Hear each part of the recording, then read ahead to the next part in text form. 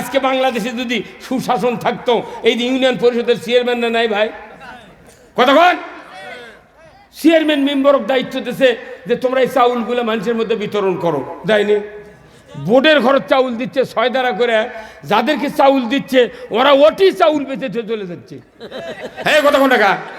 এটি যদি চরিত্রবান লোকের শাসন থাকতো, তাহলে চেয়ারম্যান মেম্বার বলতো ভাই তুমি যে চাউল বেচলে তোমাকে তো সরকার খাওয়ার জন্য দিতেছে, যেহেতু তুমি এটি বেচিছো তাহলে তোমার কার্ড আর ফেরত দেওয়া যাবে না, তোমার বাড়ির তাহলে চাউল আছে।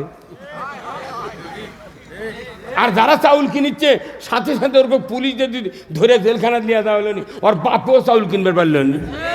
আর যাই চাউল বেচবো তোর কার্ড আর হ্যান্ড ওভার করা হবে না, তাহলে তোর বাড়ির ভাত আছে। চাউল কে পাবি? যাই একে দিনহীন কিচ্ছু নাই বাড়ির ভাত আন্দা, তা কি দেবো? এখন কেউ কেউ করছে না এত মোটা চাউলের ভাত খাওয়া যায়, তাহলে তোর পেটত খিদে হচ্ছে সেনো চাউলের, তুই মোটা লিবে হচ্ছে। হ্যাঁ, কথা কর। কি চেয়ারম্যান যদি কয় এই মেম্বার তোমার ওয়ার্ডের কয়জন কাঠ পাচ্ছ? 30 জন, 30টা সাদা বস্তা কেন? তাদের রঙের কোটা নিয়েছে, তার নাম লেখো, আমি নিজে 6 দাঁড়া চাউল মাপে দেবো, তুমি ভ্যান ভাড়া দেবো, তুমি এই চাউল নিয়ে তা বাড়ি বাড়ি পৌঁছে দেবে।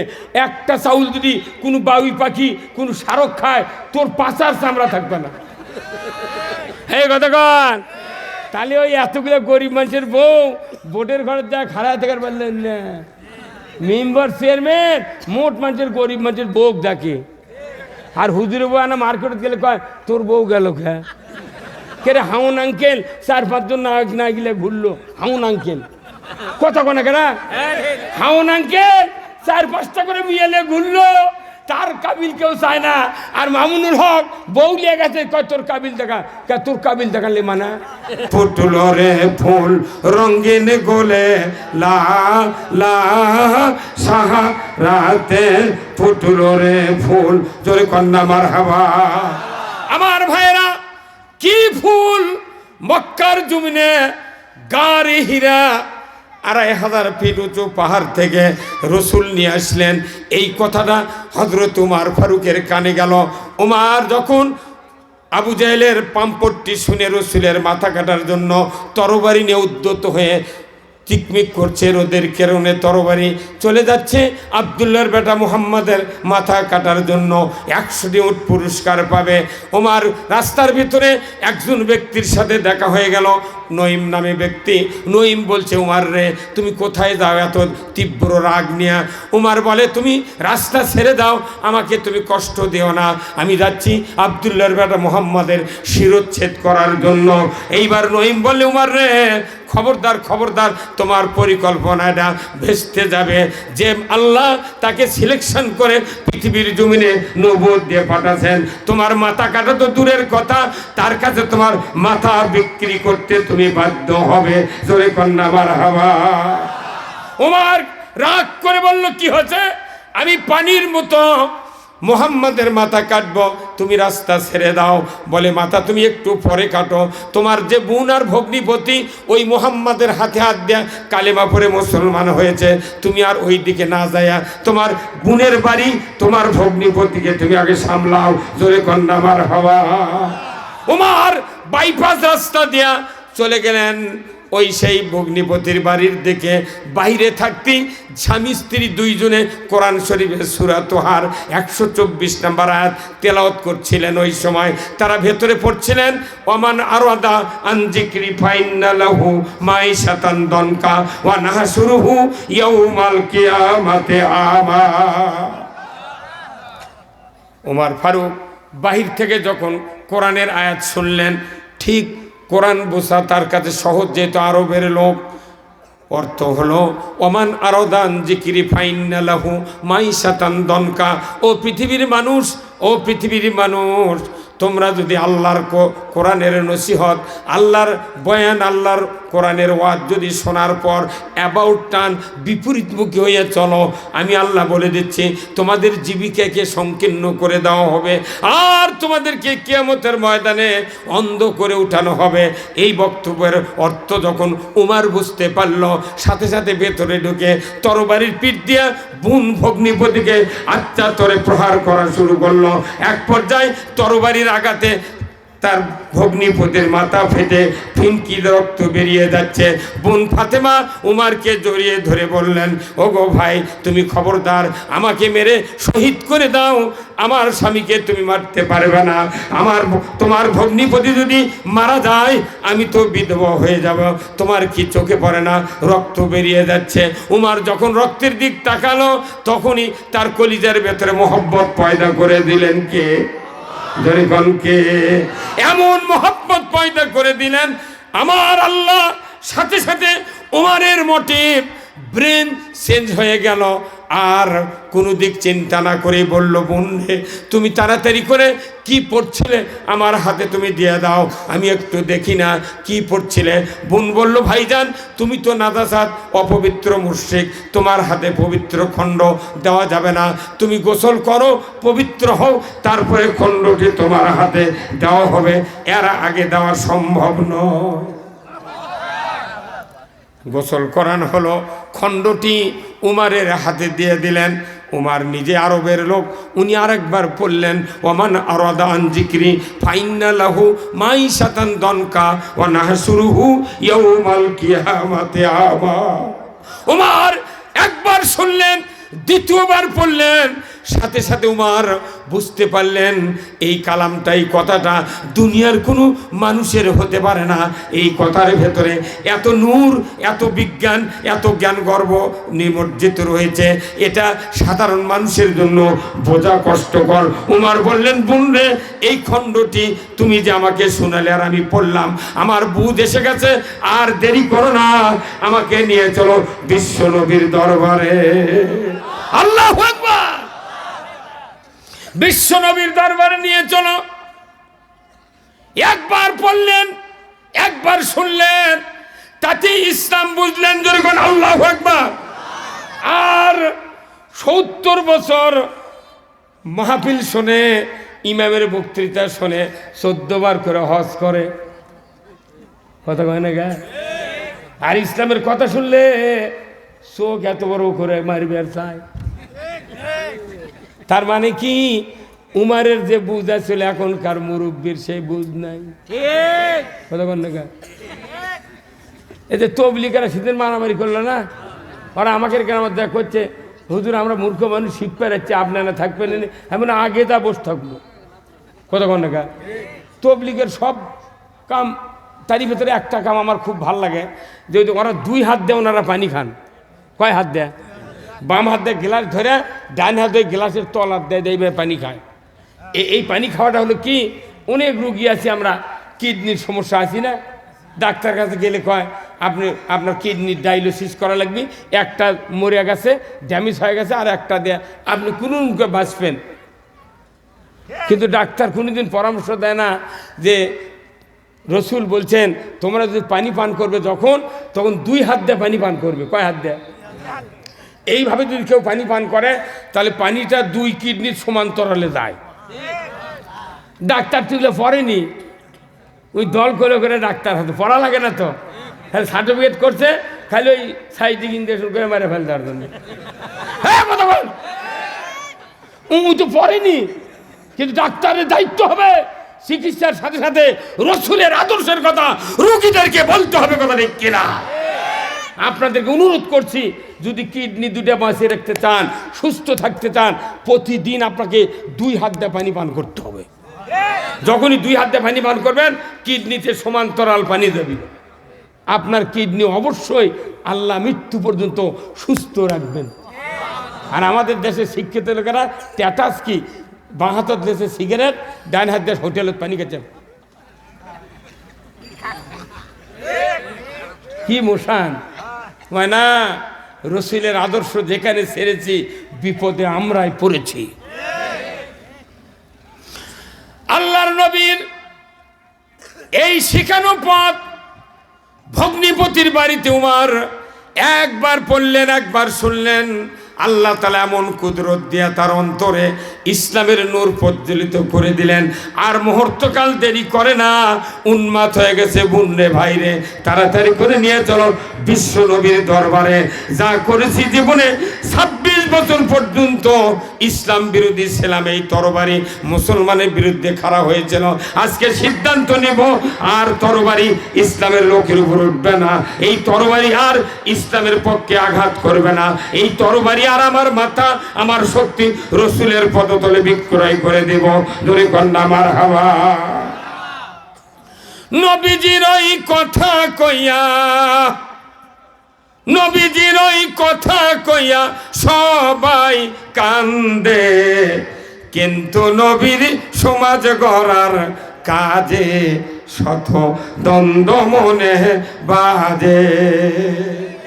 এই কথা ঠিক কিনা? গজল বুঝে পারেন নে তে জোরে করলেন না ঠিক। নবীজির ওই কথা কইয়া, নবীজির ওই কথা কইয়া সবাই কান্দে, কিন্তু নবীর সমাজ গড়ার কাজে শত দ্বন্দ্ব মনে বাজে। নবীর কথা শুনতে ভালো, নবীজিরা দর্শ ভালো, বক্তৃতার বিবৃতিতে সবাই বলতে পারে। কি বক্তৃতা? দয়ার নবীর আহু সোনার মদিনা ইস, এতই কাবরায়, কিন্তু ইসলাম বিজয় চায় না। আমাদের দেশের কিছু কিছু হুজুররা মোনাজাতের সময় নাকের সিগান চোখের পানিতে মুখ চোখ মাকে ফেলে দেয়, একবার কয় না আল্লাহ তুই ইসলাম বিজয় করে দে। নবীর নামে কত কত ধুয়াবাজি চলিচ্ছে, অথচ নবীর আদর্শ মানে না। কথা ঠিক কিনা? কথা ঠিক কিনা? 12ই রবিউল আউয়াল সকাল 7টার খবরে বাংলাদেশের টেলিভিশনে রেডিওতে শুনে হচ্ছে আজকে ভাব গাম্ভীর্য সহকারে বাংলাদেশে মুসলমানের বড় পর্ব নবীর আগমনের দিন, ওফাতের দিন 12ই রবিউল আউয়াল উদযাপিত হতে যাচ্ছে। এটা করছে ইলে মিলাদুন, ওরা আমি শুনি না, কইও না, ওরা যাই কবি ফেতনা বাজাবি তাই কবি। কি ভাই, ইসলামে কোনো ফতুয়াবাদী নাই, আমি বিভক্ত করতে চাই না, সঠিক যে কথা সেটা বলতে হবে। কথা ঠিক কিনা? সবাই মুসলমান, বর্তমানে ফতুয়াবাদী বাদ, অনেক বক্তা আছে বাংলাদেশে ফতুয়াবাদী করে, উনি একামতের দিনের কোনো কথা কয় না, খালি ফতুয়াবাদী কোথায় পেশাব করে ঢিলে দেওয়া লাগবে না, ধুলি হবি। এইগুলো তার করার কি দরকার? কে ভাই যাই যা করে করুক। আরে নামাজ বাদ দিয়ে, ফরজ গোসল বাদ দিয়ে যুদ্ধ করছে ওহুদের ময়দানে। কে যুদ্ধ করছে? হযরত হানজালা রাদিয়াল্লাহু তাআলা আনহু, উনি যুদ্ধ করছেন, ফরজ গোসল দেয়নি, ফজরের নামাজ পড়েনি, যুদ্ধ করে শহীদ হচ্ছে। চতুর্থ আসমানে হাউজে কাউসারের পানি দিয়ে আল্লাহ নিজে ফেরেশতা দিয়ে গোসল করে দিয়েছে। আল্লাহু আকবার। আর আমার দেশে দরুদ শরীফ পড়বে লাগলে একদল করতে দরুদ ইব্রাহিম পড়ো, আর একজন করতে আল্লামা সাল্লাল্লাহ, ওটা কোনটি নাই। তো তোর ইচ্ছা যেটা হয় তুই কর। কিয়ামতের দিনে একবার আল্লাহ কবে না যে তুই দরুদ কয়বার পড়ছু আর পড়িস নি, এগুলোর চিন্তাই নাই, দাড়ির চিন্তা নাই, টুপি নাই, পাগড়ি নাই, কিচ্ছু নাই। 5টা প্রশ্ন করবে, বান্দা নামাজের কি খবর, যৌবনের কি খবর, তোর এলেমের কি খবর, তোর যে ধন সম্পদের জন্য কি করছু, আর তোর হায়াত কোন পথে ব্যয়। এই 5টা ছাড়া একটা কথা কবে না। আর কবরত বলবি ওমা দিন মান রব্বুকা, অমা দিনুকা, অমান নবিউকা, মান হাজার রাজুল। এই 4 প্রশ্ন আর 5 প্রশ্ন কয়টা হয়? এই 9টা প্রশ্ন ছাড়া একটা ফেরেশতা কিছু হবে না। আপনি আমি লয় যে চাপা মেরে আরো 10টা ঢুকামু। দাড়ি নাই, টুপি নাই, কিচ্ছু নেই, রোজা নাই, কিচ্ছু নেই, খালি করছে তোর এই 9টা প্রশ্ন রেডি হয়ে যাওয়া লাগবে। এই 9 প্রশ্ন কয়েক লক্ষ হাদিস আর 30 পারা কোরআন পড়ে জানিয়া বুঝে আমল করে কবর যাওয়া লাগবে, তাছাড়া পাশার চামড়া থাকবে না। ফতুয়াবাদীর কোনো জায়গা নেই। বাপরে দরুদ লিয়া ফতুয়া, টুপি লিয়া ফতুয়া, ইটা লিয়া ফতুয়া, কে এত ফতুয়াবাদী করে? যাই যা করিচ্ছে তুই ইসলামটা কায়েম করে তোর মনে তুই উঁকে করে চলিস। কথা কন না, ইসলামটা কায়েম হোক, যার মনে তাই কর কর। আজকে বাংলাদেশে যদি সুশাসন থাকতো, এই যে ইউনিয়ন পরিষদের চেয়ারম্যানরা নাই ভাই, কথা কন, চেয়ারম্যান মেম্বারক দায়িত্ব দিয়েছে যে তোমরা এই চাউলগুলো মানুষের মধ্যে বিতরণ করো, যায়নি। বোর্ডের ঘরে চাউল দিচ্ছে 6 দাঁড়া করে, যাদেরকে চাউল দিচ্ছে ওরা ওটি চাউল বেঁচে চলে যাচ্ছে। হ্যাঁ কথা কোন টাকা? এটি যদি চরিত্রবান লোকের শাসন থাকতো তাহলে চেয়ারম্যান মেম্বার বলতো ভাই তুমি যে চাউল বেচলে তোমাকে তো সরকার খাওয়ার জন্য দিতেছে, যেহেতু তুমি এটি বেচিছো তাহলে তোমার কার্ড আর ফেরত দেওয়া যাবে না, তোমার বাড়ির তাহলে চাউল আছে। আর যারা চাউল কিনিচ্ছে সাথে সাথে ওর পুলিশ যদি ধরে জেলখানা দিয়ে দেওয়া হলো নি, ওর বাপেও চাউল কিনবে পারলো নি। আর যাই চাউল বেচবো তোর কার্ড আর হ্যান্ড ওভার করা হবে না। তাহলে তোর বাড়ির ভাত আছে, চাউল কে পাবি? যাই একে দিনহীন কিচ্ছু নাই বাড়ির ভাত আন্দা তা কি দেবো। এখন কেউ কেউ করছে না এত মোটা চাউলের ভাত খাওয়া যায়, তাহলে তোর পেটত খিদে হচ্ছে সেনো চাউলের, তুই মোটা লিবার হচ্ছে। হ্যাঁ কথা কর কি চেয়ারম্যান যদি কয় এই মেম্বার তোমার ওয়ার্ডের কয়জন কাঠ পাচ্ছ? 30 জন, 30টা সাদা বস্তা কেন? তাদের রঙের কোটা নিয়েছে, তার ক্ষেত্রে নাম লেখো, আমি নিজে 6 দ্বারা চাউল মাপে দেবো, তুমি ভ্যান ভাড়া দেবো, তুমি এই চাউল নিয়ে তা বাড়ি বাড়ি পৌঁছে দেবে। একটা চাউল যদি কোনো বাউই পাখি কোনো শারক খায় তোর পাচার চামড়া থাকবে না। এই কথা কন। তাহলে ওই এতগুলো গরিব মানুষের বউ বোটের ঘরে যা খাড়া থাকার পারলেন না। মেম্বার চেয়ারম্যান মোট মানুষের গরিব মানুষের বউ ডাকে। আর হুজুরে বউ আনা মার্কেটে গেলে কয় তোর বউ গেল কে রে? হাউন আঙ্কেল 4-5 জন না গেলে ঘুরলো হাউন আঙ্কেল। কথা কোনা কেনা হাউন আঙ্কেল 4-5টা করে মিয়ালে ঘুরলো, তার কাবিল কেউ চায় না। আর মামুনুল হক বউ লিয়ে গেছে, কয় তোর কাবিল দেখা, তোর কাবিল দেখালে মানা। এই কথা কোনা কা সারা দেশের মানুষ রাজনীতি করছে, কারো রাজনীতির বাধা নাই।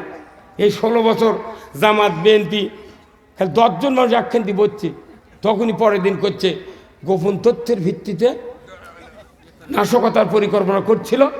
আমরা জিহাদি বই সহ কিছু সরঞ্জামাদি সহ গ্রেপ্তার করতে সক্ষম হয়েছে। কি কথা কি কথা? আরে কোরআনের উপর জিহাদি বই পৃথিবীর জমিনে আর একটাও নাই। কোরআনে 317 বার আছে জিহাদের কথা। এই বই জিহাদি অপবাদ দিয়া এই দেশত পেপারে ছাপানো হচ্ছে, ছবি দিয়া 15 জনক ধরিছে, ইনকে করে খাড়া করতে হ্যান্ডকাপ লেগে জিহাদি বই সহ গ্রেপ্তার। তাই এখন আয় রে এই কথা কন টাকা ময়না সেই বুঝে এবার কাম করা লাগবে। এই কতক্ষণ এইবার যদি বিএনপি ইসলামী দল যদি ভুল করে কারু ফিটের চামড়া থাকবে না। বিএনপি 100 সিট, ইসলামী দল 12টা মিলে 200 সিট, এই 3 জন মিলে এই দেশের ইসলাম বিজয় করে লক্ষ্যের আগে শুয়ে থাক। কতক্ষণ এখন আর দৌড়াদৌড়ি করার টাইম নাই, দেশের ভাব খুব ভালো লয়, তাড়াতাড়ি ভোট দিয়ে একটা সরকার কায়েম হওয়া লাগবে। কতক্ষণ তাছাড়া এই ইয়ের কি না, এই দেশটার মতো ভালো দেশ পৃথিবীর কোথাও নেই। এই দেশে খালি সুশাসন নাই, বিধায় আমাদের এই কষ্ট। আপনারা যারা মসজিদে নামাজ পড়তেন শুক্রবার করে এতদিন পড়েন, কারা কারা নামাজ মসজিদে পড়েন হাত তোলেন তো দেখি। নামান হাত। আজ এতগুলো মানুষ নামাজ পড়ছেন, সানি খুতবা আছে না? খুতবাতুল হাকামের সানি খুতবা, এখানে 3টা বক্তব্য আছে, 2টা হলো রসুলের, একটা হলো আল্লাহর। সুবহানাল্লাহ। এই বক্তব্যগুলো প্রতি শুক্রবারে ইমাম সাহেবেরা তেলাওয়াত করে আরবি দিয়ে, কিন্তু বাংলা কয় না। আরবি দিয়ে বলার কারণে মুসল্লি মোতাল্লি সবাই কয় আমাকে ইমাম আল্লাহওয়ালা, মোত্তাকি, পরহেজগার। ওরা কি দিয়ে পড়ে? আরবি দিয়ে। আর বাংলা কে কয়? জামাত ইসলামী বক্তারা আলিম ওলামারা বাংলা দিয়ে কয় দেখে এরা হলো সন্ত্রাসী, এরা রাজাকার। ভাইরা আমার, প্রতি মসজিদে খুতবা হয়, প্রথম বক্তব্য রসুলের জবানের মসজিদে নববীতে। উনি বিদায় হজের ভাষণের আগে অফাতের আগ মুহূর্ত পর্যন্ত উনি বারবার একই বক্তব্য দিয়েছেন মসজিদে নববীতে। উনি জবানে বলেছেন খয়রুল কুরুনি কারনি, খয়রুল কুরুনি কারনি। জোরে বলুন ঠিক কিনা? এর অর্থ হলো আমার যুগ হলো সারা যুগ, আমার যুগ হলো সোনার যুগ। জোরে কন্যা মারহাবা। রসুলের এই বক্তব্য আশরাফ আলী থানভী রহমতুল্লাহ আলাই সানি খুতবাতে আহকামে অ্যাড করে দিয়েছেন। এই কথার অর্থ হলো আমার যুগ সোনার যুগ। বলুন তো বাংলাদেশের কোন মসজিদের মুতাল্লি কোন মুক্তাদি এখনো ইমামের এই বক্তব্যের পর প্রতিবাদ আমরা করতে সাহস পাই নাই, কারণ এই কথার অর্থ মুক্তাদিকে কোনোদিন শোনানো হয় নাই। এই কথার অর্থ হলো আমার যুগ হলো সেরা যুগ, সোনার যুগ, এটা রসুল বলেছেন। তাহলে আমি যদি বারবার এই কথা পড়ি, মুক্তাদির পক্ষ থেকে মোতাল্লির পক্ষ থেকে প্রোটেস্ট যেতে হবে। ইমাম সাহেব রসুলের কথা আপনি পড়তেছেন, রসুলের যুগ ছিল সোনার যুগ, তোমার যুগ কি সোনার যুগ? এই কথা বল না, তোর যুগ হলো লোয়ার যুগ, গুলি বানো আর বকত মারো। তোমার যুগে সুদ আছে, চুরি আছে, জেনা আছে, ঘুষ আছে, দুর্নীতি আছে, সব আছে। তুমি বারবার এই একই কথা কও, খয়রুল কুরুনি কারিনি, আমার যুগ সোনার যুগ। এই মেয়ে তোমার যুগ সোনার যুগ নয়, তাহলে সোনার যুগ নবী কি দিয়ে বানাচ্ছে সেই বক্তব্য মসজিদ দাও। তুমি এই প্রতিবাদ না দিয়ে ওই ইমাম পড়ে যাচ্ছে, উনি শুনে যাচ্ছে, জ্যাঙ্কা ঢুকলো উনকেই বাড়ানো। এই কথা কি মরবে? খয়রুল কুরুনি কারনি, আল্লাহর নবী যে সময় ওহী পাইলেন প্রথম, জিব্রাইল বললেন ইকরা বিসমি রাব্বিকাল্লাযী খলাক, রসুল বললেন আনা উম্মি, আবার জিব্রাইল বললেন ইকরা বিসমি রাব্বিকাল্লাযী খলাক, আবার বললেন আনা উম্মি। বলুন তো তৃতীয়বার চান্স নিচ্ছে বলার জন্যে জিব্রাইল আলাইহিস সালাম আল্লাহ ধমক দিলেন, খবরদার খবরদার, তুমি আর আমার রসুলকে বিরক্ত করবা না, আমি তাকে বিশ্বনবী হিসাবে দুনিয়াতে সিলেকশন করে এক্ষুনি নবুয়ত দেব, তুমি খবরদার আর আমার রসুলকে বিরক্ত করবা না। তোমার বুকের সাথে মুহাম্মাদের বুকটা একটু চাপ দিয়ে ধরো, নিমিষের ভেতরে মুখের তোমার বুকের ওই কথাগুলি রসুলের পক্ষে আমি আল্লাহ পার করে দেব। একবারে রসুলকে চাপে ধরলেন, নিমিষের ভেতর ফটোস্ট্যাট মিশিং এর মতো পার হয়ে গেল। ওটা দেখে ফটোস্ট্যাট মিশিং তৈরি করেছে, ওটা দিয়ে জাল দলিল ইডে ওটা মোট ফটোকপি করে, কিন্তু রসুলের আদর্শ মানে না। ভাইরা আমার, আল্লাহ নবী বলেছিলেন আনা উম্মি। বিদায় হজের সময় ১৬ লক্ষ সাহাবী ছিলেন মসজিদে নববীর সামনে আরাফাতের ময়দানে। আল্লাহর রসুলের পর সর্বশেষ একটা আয়াত নাজিল করে দেওয়া হলো, তারপরে আর কোনো আয়াত নাজিল করা হয় নাই। রসুলকে বলা হলো আল ইয়াউমা আকমালতু লাকুম দীনাকুম ওয়া আতমামতু আলাইকুম নি'মাতি ওয়া রাদিতু লাকুমুল ইসলামা দীনা। আমার আল্লাহ বললেন জিব্রাইল যাও আমার হাবিবকে বলে দাও আজ থেকে ইসলামকে পরিপূর্ণ করে দিলাম। কারোর জন্য ব্যক্তি, পরিবার, সমাজ, রাষ্ট্র, অফিস, আদালত, কোর্ট কাছারি, অর্থনীতি, নামাজ, রোজা, কুরবানির ব্যাপারে, সামাজিক, পারিবারিক, অর্থনৈতিক, রাজনৈতিক জীবনে যা দরকার, কাউরো কাছে ভিক্ষার মতো হাত পাতানো লাগবে না, কাউরো কাছে চাওয়া লাগবে না। আমি যা দরকার তোমার জন্য নাজিল করে দিয়েছি। জোরে কন্যা আল্লাহু আকবার।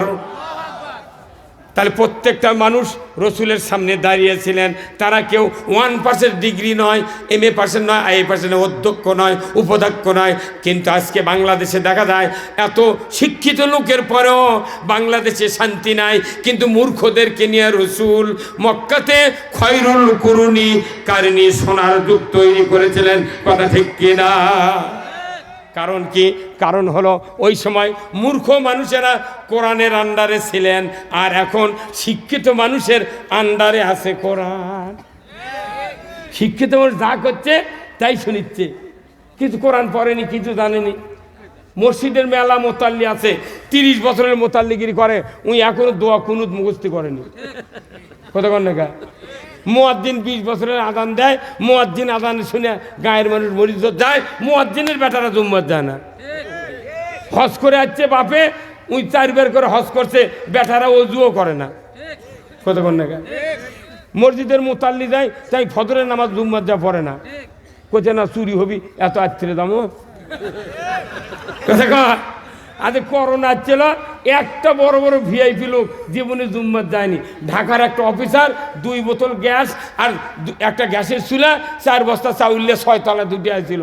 কখন বেন ওর এক ছোটো বেটা গ্লাস ইঙ্গা ফাঁক করছে, ওই উপরতলা গ্লাস ফাঁক করছে, তখনই করোনা ঢুকেছে। পরে মরিচে কোথায় গাছ খেয়ে ফাঁক করছিল। একটা মসজিদের মুয়াজ্জিন ইমাম করোনা মরেনি, কেন মরছে? কেউ মরেনি। করোনা চেনে কাক ধরা লাগবি? করোনা যারাই তৈরি করছে তারকেও কি ধরেছে? করোনা মরছে কি দুঃখ রে, বাপ মরিছে বেতার প্লাস্টিকের বস্তা চেনের মধ্যে তুলে চেন আটকে দিয়ে দড়ি দিয়ে পেঁয়াজ দিয়ে ইঙ্গে গড়িয়ে দিয়েছে কব্বর মধ্যে, তাও হাত দেয়নি। আর আমাকে করছে হুজুর এনা জানাজা করেন, কে তোর বাবুক তুই লাচ্ছি দিয়ে ফেলে দিল, আমার জানাজা করে কি লাভ? আমি এখনো কাপুন কাটলে 500 টাকা নিই। এখনো যদি কেউ কাউ গোসল করান, আমি বা তোর বাপ মরেছে যা কান্দেনি, তোর শরীর বহু ব্যথা হচ্ছে, তুমি এক কাম করো, তুমি গোসল করো বা আস্তে আস্তে, তাছাড়া তোমার বাপের কষ্ট হবি। তাহলে অন্য মানুষ ধোয়ালে তোমার বাপের সাথে হয়তো একদিন কাজে হয়েছিল, দুনিয়ার মারবার পারেনি, মরার পর খালি জোরে জোরে কাজ করবি।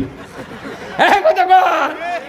তখন ওই ব্যথা কয় কি হুজুর, যেটি গোসল করান হয় ওটি ওই রুহু বলে 40 দিন আসে, তো রুহুর জন্য আমার ভয় হচ্ছে হুজুর।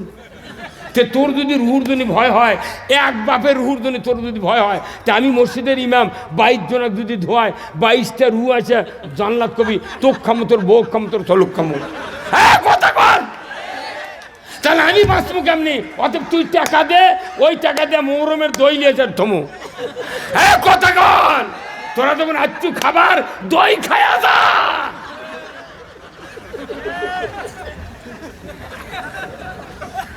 এখানে যতগুলো লোক আছেন চেয়ারে, আগে চেয়ারে দেখবো, এই চেয়ারে যারা আছেন একটা লোক হাত তুলে কত দাদা আছে যে আজই মারা গেলে আগামীকাল 11টার মধ্যে জানাজা হবি, আমার ছেলে জানাজা করবে পারবি, এমন কে কে আছেন? এই দুই দিকের চেয়ারে আমি দেখতে পাচ্ছি যে আমি এখনই মরবো আর আগামীকাল 11টার সময় জানাজা হবি, আমার ছেলে জানাজা করবি।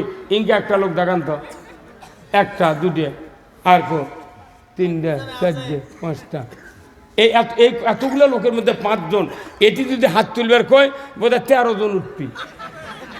কতক্ষণ? তাহলে আপনার পিতা হিসেবে ব্যর্থ, পিতা হিসেবে আপনি ব্যর্থ।